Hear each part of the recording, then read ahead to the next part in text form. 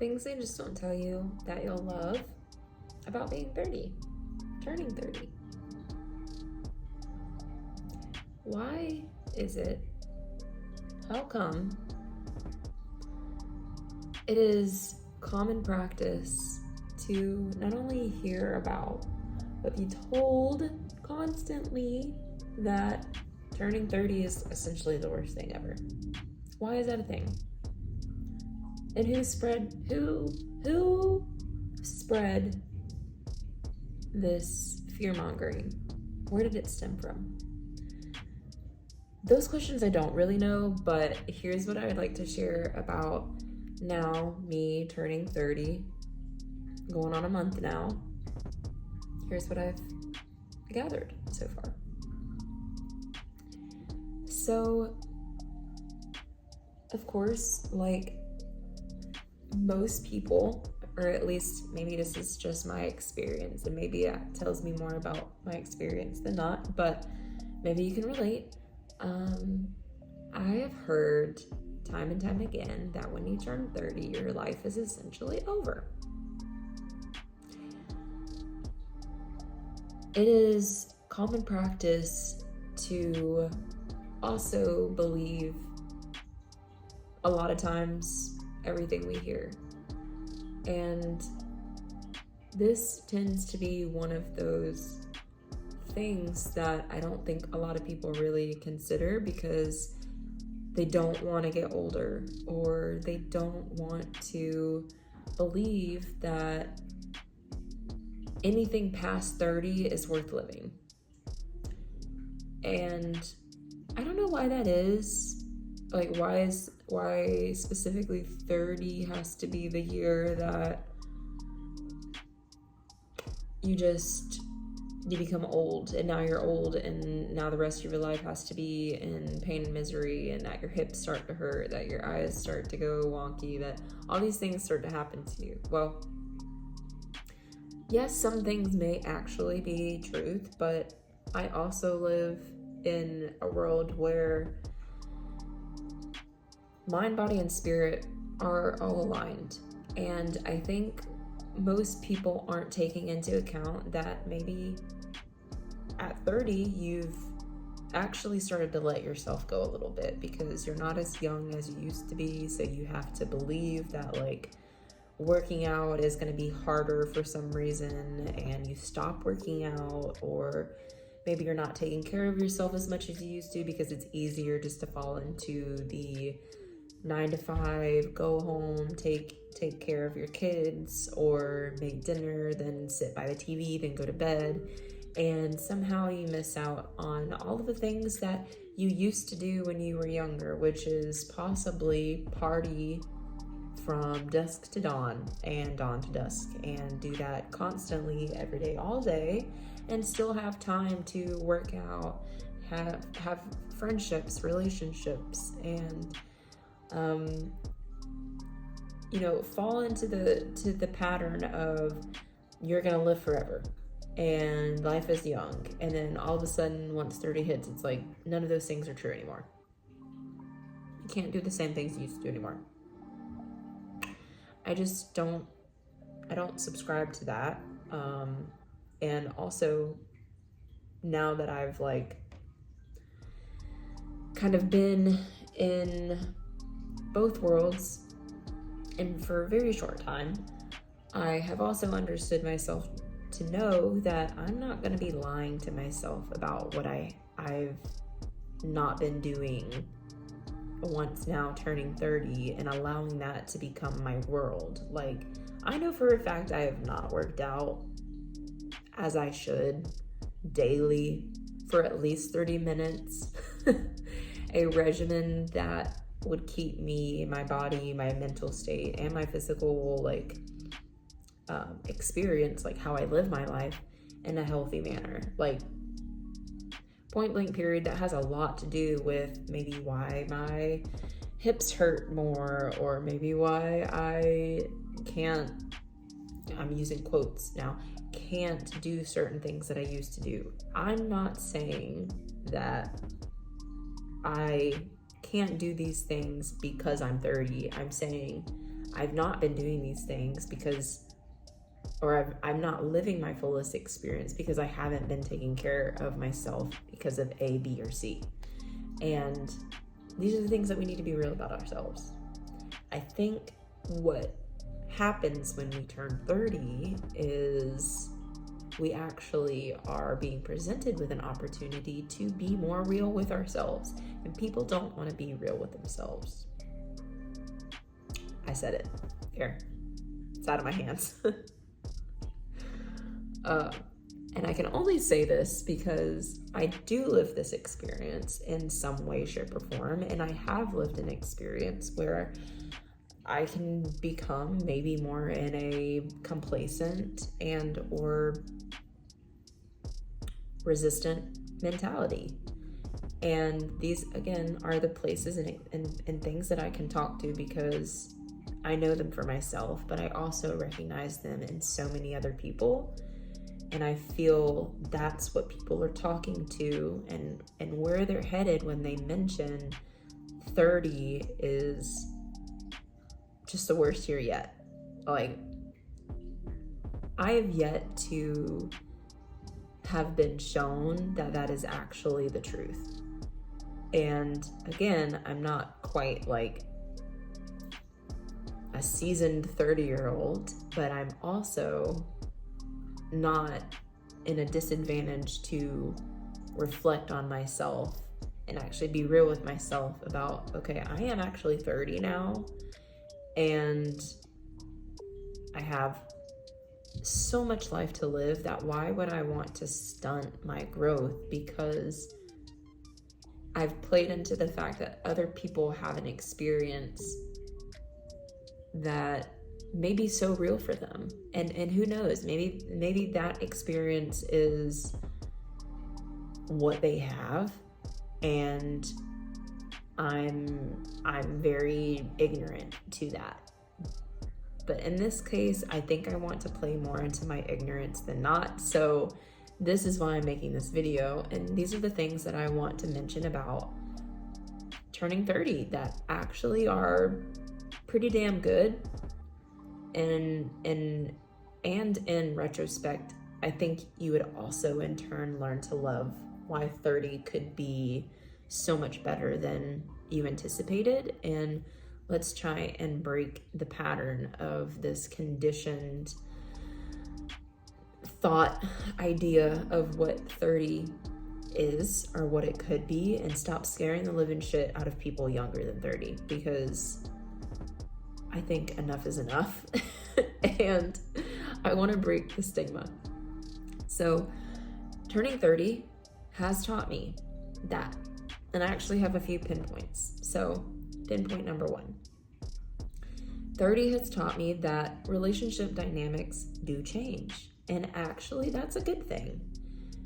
For me, relationship dynamics in the sense of my friendships, my partnership, my relationship with my parents, and the relationship I have with the world at large, like the experience I'm living in day-to-day life. All of this has changed in the sense that it wasn't overnight. It wasn't like, okay, we turned 30 and now this thing changes. General landscape, things don't change overnight, typically, usually, most of the time. So putting that out there, that when you turn 30, it's not like it's just you go from this to this. It doesn't happen that way. So let's get the fear out of there. That just doesn't happen. Anyway, with the relationships I have had, of course it comes with also to astrology and you coming up on your Saturn return. And a lot of times your Saturn return shows you that there are things in your life that maybe you've let work. I'm using quotes again. You've let work because of maybe something you were missing, maybe consciously or unconsciously, and you were allowing to be your experience because maybe you were people pleasing, maybe you were living the life through somebody else's lens rather than your own. And for me personally, this came in the form of, okay, I have wanted so badly to have friends and to know myself with others that I didn't want to cause confrontation. And surely this was my downfall in the sense of relationships, in the form of relationships. And I only say downfall because now, understanding myself in the light of 30, I can see and have seen, it's again not been a day and night realization. This has been something I've been acutely aware of for a while, just something now that I can feel more confident in talking about, because I have had several relationship dynamics change, and especially recently. These things did happen recently enough to where you could look at and see that, like, okay, maybe this was a long time coming because of things that I did or did not do. And I also am so proud of myself. Again, I can be so in my head at times with overthinking. I am going to cause something to go awry if I didn't speak my truth, because maybe I was people pleasing, or maybe I didn't want to cause confrontation in some way, shape, or form because I was living through somebody else's experience in order to live a safe life. And through this lens light of 30, I am so glad, and I love the fact that my relationship dynamics have changed, because it is now giving me the opportunity to know what I really want, what I deserve, and how I can go about living this experience without being overrun by fear that I'm maybe not worthy enough or not good enough for whatever said relationship could be. And at the core of all of this, the reason I say that this is something that I think we can all learn to love about ourselves is the relationship dynamics that change, is because we can really begin to like drop our shoulders a little bit, relax into the person who we've become, because all the relationships up to this point have taught us something super impactful and beautiful about ourselves. And I find that through relationships, I've learned so much about myself, and it has only been up until this point that I've been able to really gather so much information and data and understand myself in this way.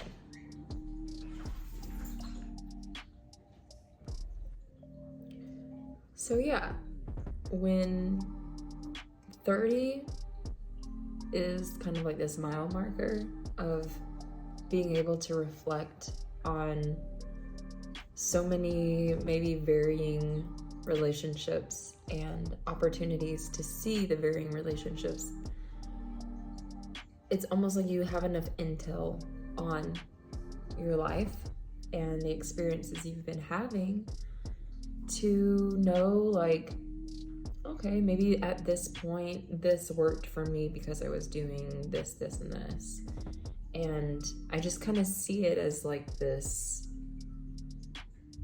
diagram of sorts, or graph that kind of shows you, you know, you've had an opportunity for so many different things. And relating this back to also astrology and why Saturn return is also such a big thing during this time, it's because Saturn rules over, like, it's kind of like the stepchild. It kind of gives you this understanding of yourself that may be different from others because of how you were raised, and or just an internal belief system that you've had, or maybe these internal karmic patterns that you're working through from lifetimes. It kind of shows you and reflects these things. So when 30 hits, you really get a deeper opportunity to reflect on what you really want within your relationships. So the second thing that I want to mention about maybe what you can learn to love about being in your 30s or turning 30 is loving your body. Whoa, didn't know I was gonna go there, did you? Well, I'll tell you this. we do, as a society, put so much emphasis on the way we look, how we dress, how we feel about ourselves in a comparison mode to maybe the picturesque or idea of beauty standards. And to me, I absolutely fell prey to this experience, an example of what I considered and or felt like I had to be or do to be able to just be liked, period. And I have such a relationship with this in particular topic because of my upbringing, and I kind of had the experience of the ugly duckling in a sense. And if anybody doesn't know about that story, it essentially is like this ugly duckling was considered ugly only because of external criticism or reflection, and believed that it was ugly, and then at one point it wasn't ugly anymore, or maybe it grew up and it wasn't ugly anymore. Or at least, like, honestly, I haven't read and or studied upon that particular tale in such a long time, so I could be really butchering it, but that's my understanding of it at this moment because that's how I related to it. And essentially, I also am mentioning this because while I think it is so, probably if not the most important thing that we can do as human beings to take care of ourselves, our body, and our health, I also find that maybe even the second most important thing is how we relate to ourselves and our body. And now, being 30, I think I have actually, not only have I taken less time to work out, as mentioned before, but also I know that I have chosen things time and time again that have kept me more healthy than not. And I'm very, very grateful for that I have a sense, an idea of what is or isn't healthy, and I make really wonderful choices in my life. I think the thing I struggle with most is staying more active in the sense of like lifting weights, cardio, things like my blood pumping, and some of the ways that I do still do those things aren't as common. Maybe I don't even want to say that. I scratch that.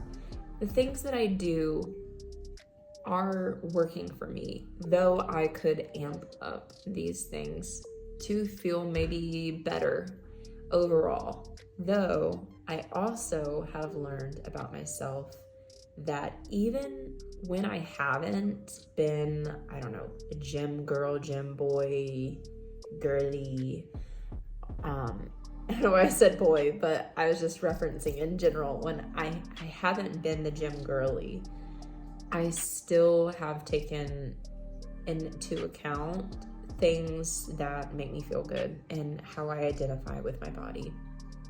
Where in the past, even though I had worked so hard, been gym girly, ate the right things, there was still so much emphasis on like what my tummy looked like, what my face looked like, how I presented. And to be quite honest, I wasn't and haven't always been somebody who puts on a mask, so to speak, about my physical form and or my face.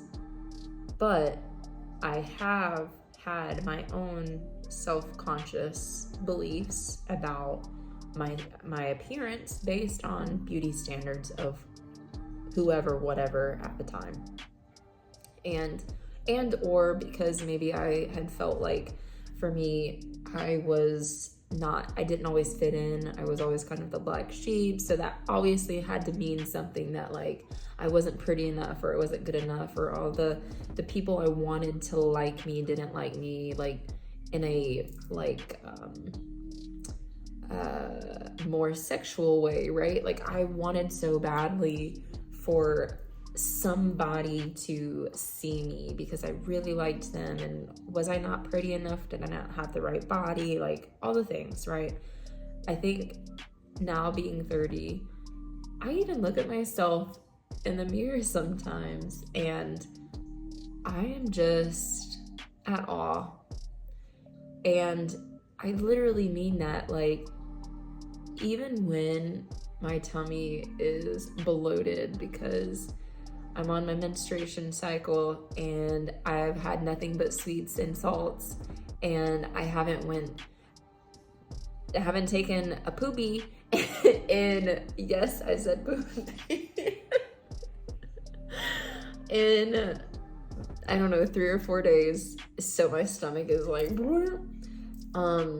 I still am like, wow, this is like, how incredible this is that I can go from this to like near flat tummy in an instant, in like a week, when I'm hitting a different part of my cycle and I feel more active and all the things. I'm like finding myself appreciating these moments that I would just be in misery about time and time before, and overthink and overanalyze and nitpick. And the reason I have super thin eyebrows these days and nothing ever grows in the middle anymore is because I did fall in line with those girlies who would pluck the living shit out of their eyebrows because there was too much hair, or there was hair in the wrong places, and it wasn't endearing to look at, or I was self-conscious that people were staring at my unibrow all day, every day.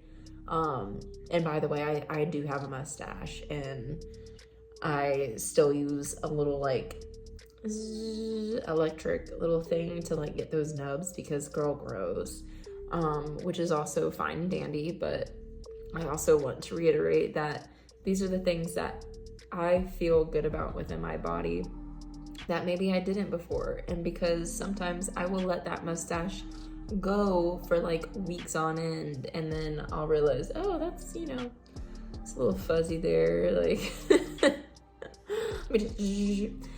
regardless, the point I'm saying this is, I could not go a day or week without just like hyper fixating on something for longer than necessary. And even when I was told, you know, you're so beautiful, like blah, blah, blah, I would still find in my mind reasons and thoughts, even if I didn't say them aloud, to be like, yeah, but I have this, this, and this, and I can criticize myself all day. Well, welcome to 30, at least for me. I don't feel that way. I am in a space where I just like, it's actually super pleasant to see that I have a little bit of a tum-tum. And she's super cute sometimes because I have a little bit more of a curvature, and that makes me feel good. That makes me feel like, okay, I know that I'm well taken care of. I'm healthy. I'm efficient in eating a really delicious meal and making sure that nothing goes to waste on the plate. So I am learning to love that about myself. And though it still is in my mind and stays in my realm to stay motivated to keep my body healthy, when I do recognize, even if it's not a reflection on my physical appearance, but when I can check in with my internal to feel, okay, maybe I need to do X, Y, and Z to feel a little bit better about the relationship I'm having with my body. Number 3. Oh, this is a good one. my self-reflection is way easier. So pinning on the last bit of the last thing that I said, I have noticed that, well, let me start with this. I have been a very self-aware person for a very long time. At least, again, as consciously aware as I can be. To my recollection, it has been for longer than not. And in that, most of the time, if I can give myself space, time, and effort to self-reflect, I will. But of course, I'm still growing up, I'm still a human, and I can easily mistake things as outside of myself. And if you're not yet somebody who maybe completely is on board with understanding that we are everything and everything outside of us is just a reflection of our internal perspective and dialogue, that I invite you to also honor that maybe everything outside of yourself isn't there to hurt you or harm you. And it's also not there to pinpoint that you are the person who is doing the wrong. And it's also not there to pinpoint that you're not also the person that's doing the wrong. And if there's wrong to be done, and not always there's something that needs to be wrong in order to self-reflect. I'm just using that because that tends to be the easiest opportunity to self-reflect, is when we can say, okay, I might have been maybe the villain in this person's story, and maybe there's something there for me to learn from, instead of immediately thinking or holding on to a sense of I am right and they are wrong. And in that case, at 30, I have found, moving into this age, again, it has been some time coming that I've gotten a lot more adept to this, but I've recognized now that being 30, I've seen myself be able to come to these self-reflections with so much more ease and grace. And I want to say that, like, if you are somebody also now in your 30s and you're having a hard time with thinking that you have choice in any matter to recreate how you view an experience, and you fall into maybe a little bit more of a victim mentality or like a why me mentality, I just want to invite you to ease up on yourself a little bit, and that you are also only your worst enemy. Truly. Because at the end of the day, all that matters is you are breathing, you're alive, you have a heartbeat. If anything was so serious to derail you from your truth of knowing that you're on a journey of self-realization, empowerment, and being the best version of yourself, you can also guarantee that if anybody, anything external from you has caused you pain or discomfort, you better guarantee that that person, experience, situation is also experiencing something with pain and discomfort. And the reason I want to make that such a bold letter word phrase is because being 30 will also very much guarantee that you will see how much life you have lived in a state of the thing that you're experiencing right now, and or at whatever time that you're experiencing them, is what I mean. So being 30 helps you kind of, again, see this timeline of, okay, maybe I've always resorted to doing A. By this point, I feel that that has not worked for me, because every time that I've chosen differently than A, it's been it's been a way better experience for me and everyone involved. So I choose B. And every time I've chose B, I have ultimately felt way better about myself and moved through things a lot quicker and have been able to re-identify with the highest version of myself with ease. So for being 30, that is something I personally, it's probably at the top of my list as being one of the most beautiful things that I have loved so far, is I don't have to hold on to this maybe feeling of resentment or pain or guilt or shame for things that might have derailed me in the past. And I'm able to see myself in the situation a lot quicker. Like if something happens, again, like I said, I'm very human. There's always this brief moment, sometimes longer than not. Usually in my 20s was a lot longer than brief, but in my 30s now, brief situation where you find yourself in analysis and overthinking and maybe assumption. But once you start to realize, I don't have to be so focused on the thing that's external for me, person, place, experience. Quickly, you resort to, how do I want to be better than this? How do I want to overcome this? And how can I use what I know, my own resources, my internal family systems, to reorient my relationship to this thing? And that has become a lot easier. And you'll only know it when you know it, but that is one of the things that turning 30 has taught me to really love about turning 30. The fourth and final thing that I will mention, turning 30 has shown me what I no longer need to hold on to. And this references maybe everything that I've talked about in these first 3 points.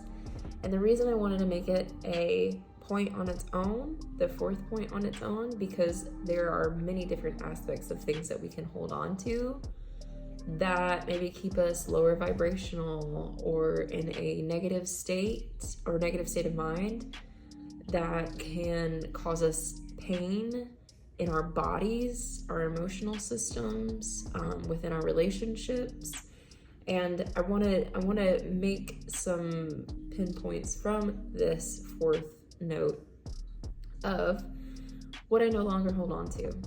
And one of them, actually, recently, I've been finding myself really not needing items, like physical items, like whatever I've been holding on to the past, clothes, bookshelves, books, even sometimes that one's one of the harder ones, but just physical, tangible items that maybe had brought me comfort for whatever reason, and it just, who knows, but items just don't matter as much. And I think that not only is a good thing, but when you are in your 30s and when you're turning 30, like, you start to obviously reorient to priorities. And priorities at this point have felt like making sure my relationships are healthy. My relationship to myself, my partnership, and my friendships, my family. Those aren't intangible items. What am I trying to say? Those aren't items that just can be tossed in the trash. They're not going to, things that can be tossed in the trash are not going to last forever. If it's going to land in the landfill, I don't want it to be in a landfill of my heart. And my heart matters most. And what my heart wants sometimes isn't always what I need.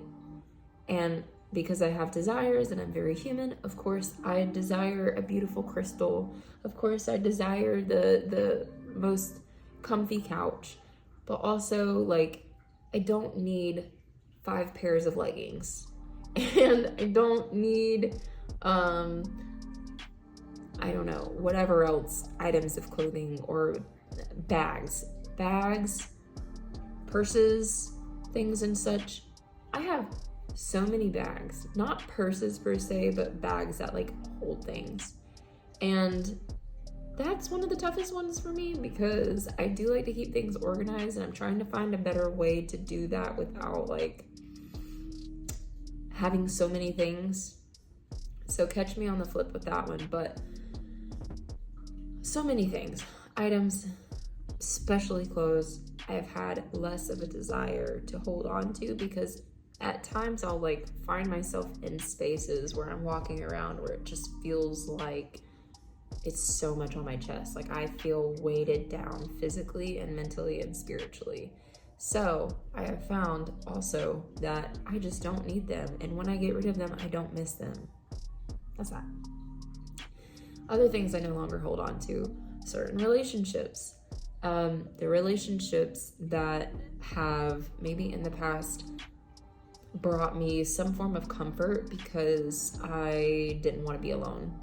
And that one being the biggest one of, am I just sacrificing the comfort of this, am I sacrificing my own mental well-being for the comfort of not being alone? Or am I actually feeling like I'm putting in effort towards something that will, in the long run, like actually benefit me in ways in which my heart expands, I grow, I evolve, I learn to love deeper, I learn to understand myself deeper, people that are also growing and evolving, and am I also benefiting them in the same ways?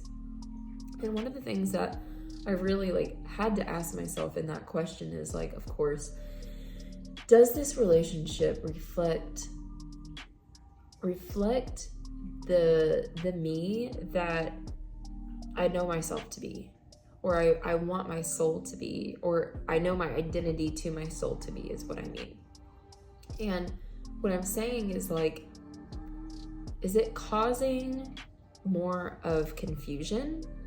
Is it hard to be in this relationship? Is it like hard as in it's effortless to be in this relationship, or it's like, why do I have to try so hard to be something for somebody else just to maybe represent something for them that they need?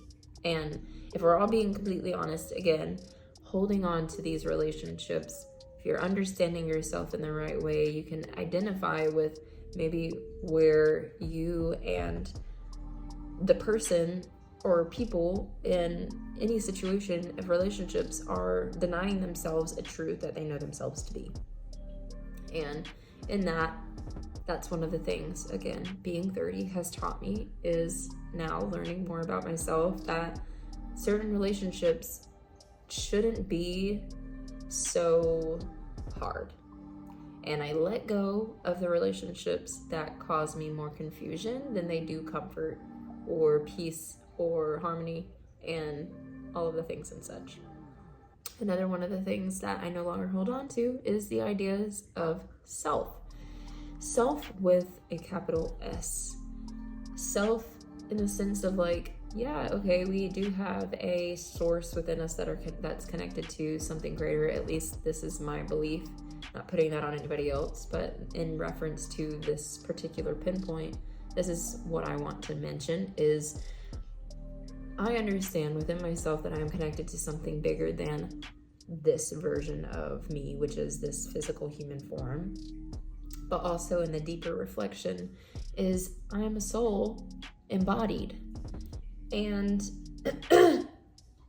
I can identify with being this super like connected, spiritual, like does everything right to a T, that it actually disables me from living a like peaceful, easy experience. And again, life is not just peaceful, easy, and blah blah blah.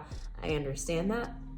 What I'm mentioning is the times that we put so much pressure on ourselves to be this level of high vibe, or like only positive energy, and like all these different types of things. Like, yes, I've fallen into that before. I've learned that really quickly does not work. But I also want to reflect too that on the adverse is an idea of self that like we're nothing exists, like nothing matters, so why does this matter? Like almost borderline atheism, like coming into these thoughts of self that just simply don't serve, and rather just being in existence just because we are, and we're deserving of breathing, living, eating, sleeping just because we do. And that's that.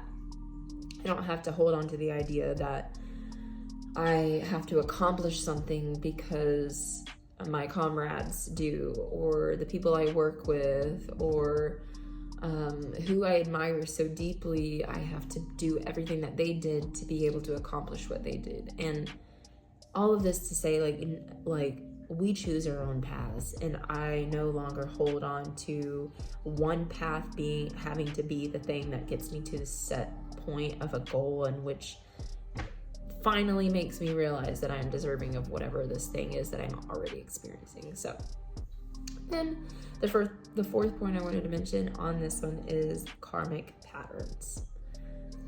When you turn 30, there's so many things that come up, and what I have realized, at least within these last like 5 months, is so many karmic patterns ending. Like things like I had, like, again, one of those things you never really know until you know, but these karmic ties to experiences, people, places that just simply were patterns of this like contorted understanding of how you had to live life, because we were told from a young age that you have to work so hard in order to accomplish this thing, otherwise like you're not gonna get set result. And I don't want to live like my parents. I don't know about you, in the sense of like I don't want to discredit from my parents. I'm not saying that they're bad people at all. Like they're the most incredible, loving, just supportive and admirable people I have ever met. The reason I wanted to mention is like I don't want to live maybe how they viewed certain things when they were younger, at least, because everybody tries.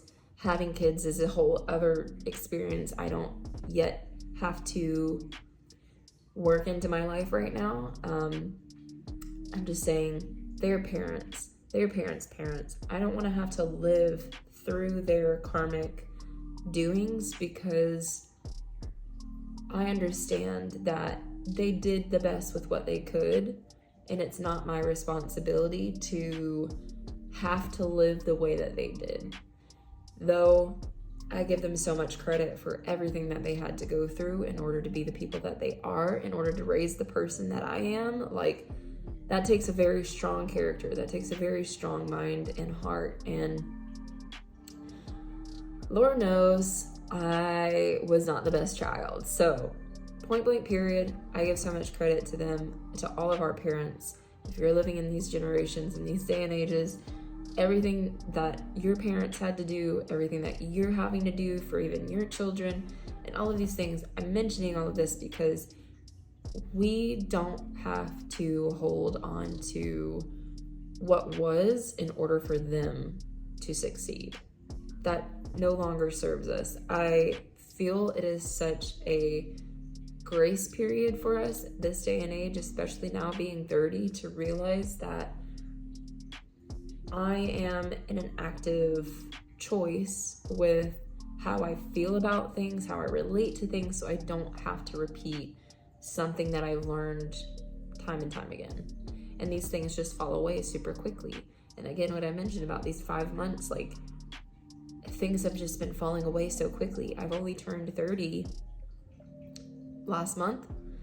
And again, it's not like these things change overnight. It's been an ongoing process leading up to the age of 30 where I've recognized what karma maybe I've even had in my past lives, or the karma I've been living out because of what my parents experienced, and feeling like it's been my responsibility. And this has just been like, you know, consciously or unconsciously. At 30, I have learned that now it's not my responsibility, and I don't have to hold all that anymore. And it actually seamlessly just falls away.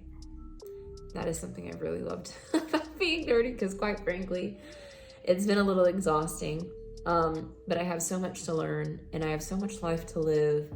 And these are just the things from this point that I've experienced personally firsthand.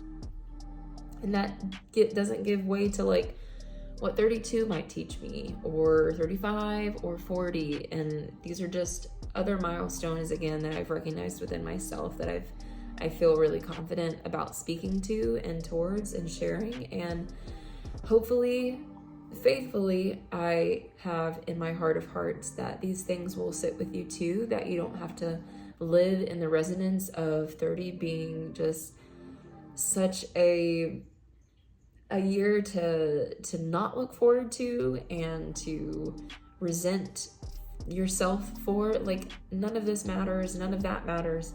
What matters is actively choosing that, like, I don't have to subscribe to anybody else's experience, and just do what feels right for me in every single moment. And as long as I'm trying my best, doing my best, then that's all we can do. And what my best is and what it means is I choose and am choosing every day to live in the present moment, be grateful that I have skin and bones and I'm alive, and I have air pumping through my lungs that for the most part is clean, and I have clean water to drink and a place to rest my head. And 30 is not so bad. 30 is not so bad. I am learning to love it, and you can too. Thank you for listening today. I leave you with so much love, and thank you for being a part of life and co-creating with me here at this time and space. And I will talk to you very soon. Namaste.